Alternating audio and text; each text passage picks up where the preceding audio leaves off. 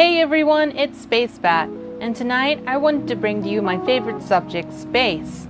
The universe is vast, huge. It goes on for light years and light years, and we still have yet to discover the edge, because there might not be one. But before I head into that topic for tonight, I wanted to bring to you our sponsor, and that is water. Water? You know water, right? It's wet, it covers the planet, the fish love it too. That H2O madness, it hydrates us in ways no other liquids on this planet can. Good old water keeping us alive for 3.8 billion years and still going. It's also a high indicator that if found on a planet, there is life, or once was. So, get out there and have a glass on us. Okay, now back to the video. We're still making new discoveries and predicting new things every day, and scientists from all over the world share this passion in unlocking the secrets that the universe holds. They are there, they are within reach. It's just a matter of how. We have many pioneers leading the way into new discoveries since we first looked up to the stars. And that curiosity and searching should never cease. There are many famous names that many of us know, like Stephen Hawking, Carl Sagan, and Albert Einstein. But there are many lesser names that we have had made huge impacts, like Vera Rubin for finding evidence of dark matter, and Jocelyn Bell Burnell for discovering radio pulsars. Also, Frederick Bessel, who determined values for the distance from the sun to another star by the method of parallax. I hope that one day the public can once again be interested in what's going on up above them. With all the new private space sectors out there now, space is once getting its recognition. But I do hope one day NASA can get back its glory as it once did during the space race. I'm sure once they land a person on Mars, there will be a whole lot of interest once again. Because if there is any hope in continuing our civilization, we will have to venture among the stars and find out how to live among these new places. But tonight, there's one topic I want to discuss.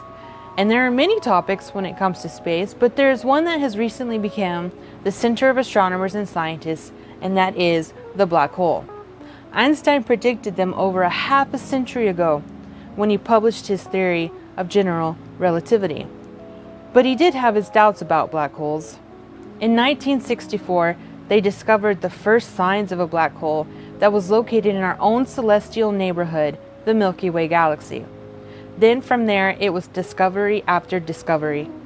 Then in 1974, Stephen Hawking really led the pursuit in this expedition into finding out more about black holes, which has led us to all uncovering the mysteries of black holes. But sadly, he passed away in 2018 before the reveal of some major findings. One of them was the famous image that spread across all platforms in a matter of minutes, which was the first image of a black hole. There was also a formula he and a team had been working on to discover if black holes kept any record of what was being held inside, which was discovered shortly after he passed. There is a documentary about the decade-long effort it took to be able to take this image of a black hole, and also into the team he was working with. It's on Netflix currently, called The Edge of the Universe. It's worth checking out. This documentary goes into what it all took, which was the collaboration of over 200 scientists and 8 of the most sensitive radio telescopes across the globe at a synchronized time to take this famous image. It was tedious work as 4 separate teams over countless hours paired up wave after wave to predict it correctly. The other obstacle was, of course, in hopes that each team would come out with the same image, which of course they did. Shortly after this reveal, there was memes put out poking fun at how grainy and blurry this image was, saying how were there shows and movies and games depicting this image better? But the major difference, which we can all agree on, is the fact that this is a real, actual image of a black hole, and it's 55 million light years away. If we traveled that many light years, we'd have evolved beings that resembled nothing to which we look like now.